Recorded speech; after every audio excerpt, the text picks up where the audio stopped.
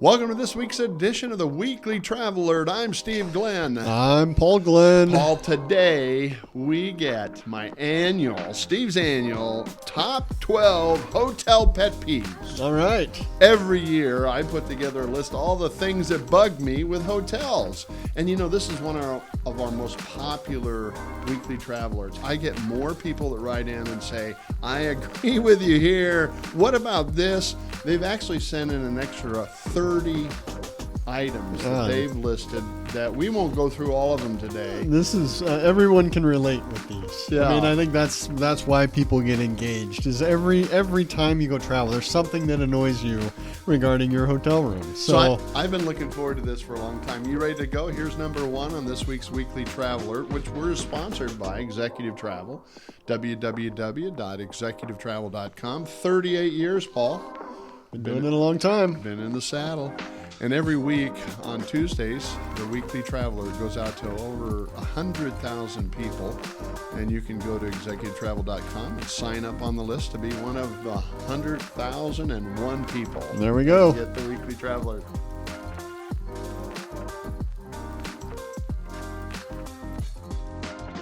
Number one on the list of the Hotel Pet Peeves. This is my number one. Having to ask to clean your hotel room daily. Now, before COVID, you didn't have to ask. They basically came into your room and cleaned your room every night or every morning, right? And so you came back after your meeting, your hotel was clean. Now you got hotels that say, unless you tell us to clean your room, we're not going to clean your room. I think, to this one, that was one of the primary reasons that I would prefer to stay at a hotel versus going an alternative route, like an Airbnb or something like that, was because I knew I was going to come home to that or come back to the hotel and my room was going to be clean. So, I really think the hotels are doing themselves a disservice by not recognizing that's a differentiator from what their new competition is, because the world has changed with some of these alternative options for housing, and corporate travel is starting to go that route. I think this actually could be a disadvantage to hotels by not continuing to have that be the standard. And let's face it, we understand during the pandemic they had a hard time getting labor, but now we're through that. Let's get rid of the excuses. Clean the room every night, hotels. Okay, pet peeve number 2. Dirty dishes sitting in the hallway. Now, when I wake up early and go through the hallway, it's like a minefield. I mean, you got these dishes over here, the beer bottles over here, the ice cream bowls over here. And I'm going, man, oh man, there's got to be a better way to pick up those all those dirty dishes in the hall. You would think, what we're seeing, or what I've seen in hotels around the world, is now they've got these robots that'll wander around. You would think there'd be a nice, easy way, if labor's the argument, that when you're done with your meal that they brought up to you or whatever that you've got, cheeseburger and French fries, the Marriott cheeseburger, French fries, and a beer. The Marriott cheeseburger. When you're done with that, you just dial a number, and all of a sudden you got a robot. 5 minutes later, that's outside. You go put the tray on, and it takes it back to the kitchen. Yeah, but that reminds me of the United Lounge in Chicago on the E-Concourse. They have this little robot that goes beep, beep, beep, beep. Most of the United Lounges anymore, for you to put your and dirty it's dishes. Just for the dirty dishes, yeah. That sounds fun. Hey, hotel pet peeve number 3 this week reads, telephones with 500 buttons. Ladies and gentlemen, nothing bugs me more than these phones that they have 500 buttons. You don't know which one to push. I want to pick up the phone and talk to a real person. Talk to the front desk. I don't want any buttons at all. I can't read them. They're too small letters. If I have my glasses off, man, I'm done. Okay? So just give me a phone. I pick up. Actually, most of the hotels now, I call the front desk using my cell phone. I was going to say, or they have apps.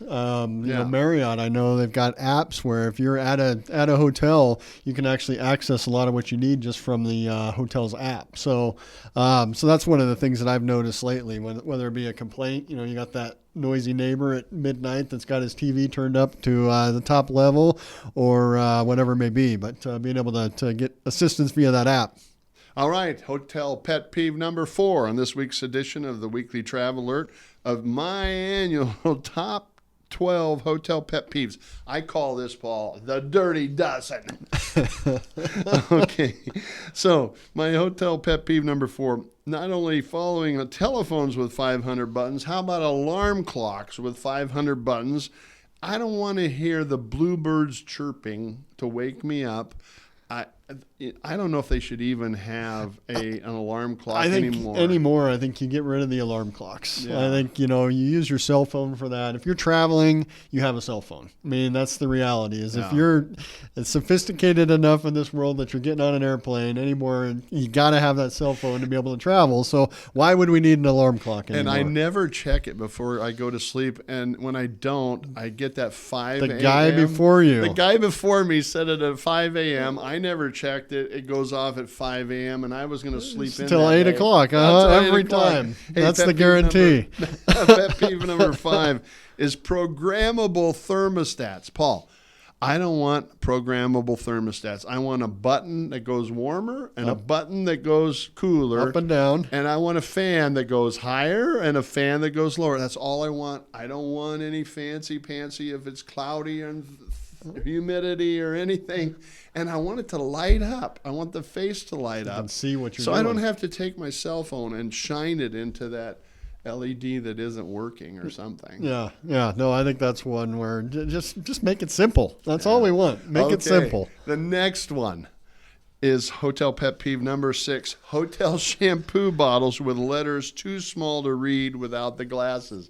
I can't tell you how many times I've gone into the shower, looked at, there's 3 bottles, okay? There's shampoo, there's conditioner, and there's body wash. Right? And I can't read them. It's too small. And many times I put, conditioner on. You don't want to wear your glasses into the shower. That becomes a challenge. First instead of shampoo.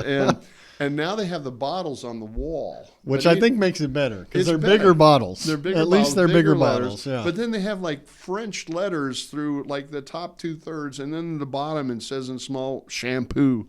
And I'm going, the people that design these don't understand that 2/3 of the people in the world wear glasses. Yeah. Especially the older people, right? Yep. And I'm an older people. All right. Hey, we're having a fun time going through the Dirty Dozen, my annual list of the 12 hotel pet peeves that bug the heck out of me. Number 7 this week is charging for Wi-Fi for years and years and years. If McDonald's can offer free Wi-Fi, so can the Marriott, right? Mm-hmm. And so it's time to give up charges for Wi-Fi. I know that even the airlines now are talking about, Delta's talking about offering free Wi-Fi and free good Wi-Fi. They're looking at Starlink. Well, and I think what they're doing and what they're always promoting, whether it be the airlines or the hotel chains, is be a member in our club, or whether it be our frequent flyer club or our hotel club, and then you get it free. But there's no reason in today's world that you can't just walk into a hotel and expect to have Wi-Fi included. You bet. Hotel pet peeve number 8 reads resort fees and soon to be housekeeping fees. Paul, nothing bugs me worse than checking in Orlando, getting to the front desk. I thought I paid $195 for the hotel. Oh, Mr. Glenn, there'll be $195. And I look on there and they say, and there's a $75 Resort fee. Yeah. $75. Guys, the government says they shouldn't be doing that. They say they won't, but they still do. It just bugs the heck out of me, those resort fees. They got to be honest with their customers. $75 is like adding 25%, 30% to your room cost. So they're basically hiding the cost. All right. So pet peeve number 9, my hotel pet peeves of the Dirty Dozen. Drapes that don't close all the way. You get those drapes and they just kind of come close together. And if you're like me, I go to sleep early if I can. Mm-hmm. And sometimes in the summertime. It's still light outside. Yeah, until 10:30. And then you get up, if you get up later and it's early in the summertime, you get the light coming in and it wakes you up. So I got a cute story about when I was in Las Vegas once and they had these fancy drapes that you had to go up on the wall. Motorized? Yeah, and so one of them was the drapes, one of them was the sheer. Mm-hmm.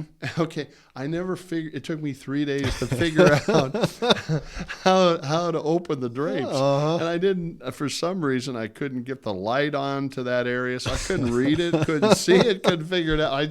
I went in there, jumped in bed, went to sleep, and got out of there. But that was funny. Hey, pet peeve number 10 on this week's edition of the Weekly Traveler, housekeeping early wake up.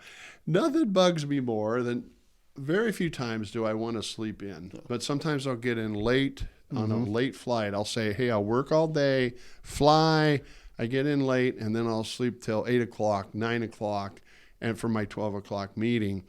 And then housekeeping, you hear those words and you just start to cringe because they want to get in there, get your room changed, and it wakes you up. Well, and why wouldn't they? In today's world of technology, why wouldn't they have a simple way to know which rooms have already checked out? Yeah. I mean, it's as simple as a technological communication process of, all right, these 20 rooms have already checked out because they had the early flights, so let's not bother the guys that are going to not check out until noon. So, yeah, it's kind of silly at this point that there's not a better way for them to communicate. But they've got their jobs; they're trying to do it. But yeah, it always happens when you least want it to happen. Absolutely. Hey, hotel pet peeve number 11: one electrical plug-in.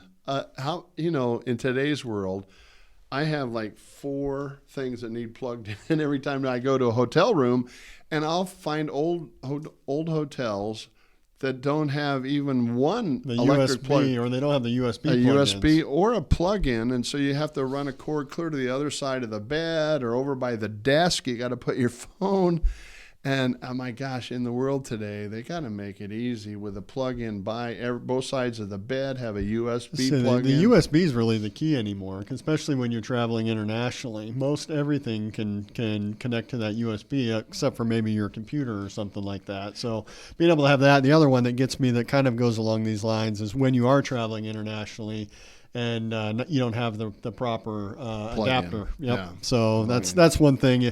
If you were a high-end hotel, I would think that would be something that you would want to offer to people as they're checking in to make sure that they've got that convenience taken care of. Hey, hotel pet peeve number 12 in this week's edition of the Weekly Traveler: using a key card in the slot to turn on the electricity to a room.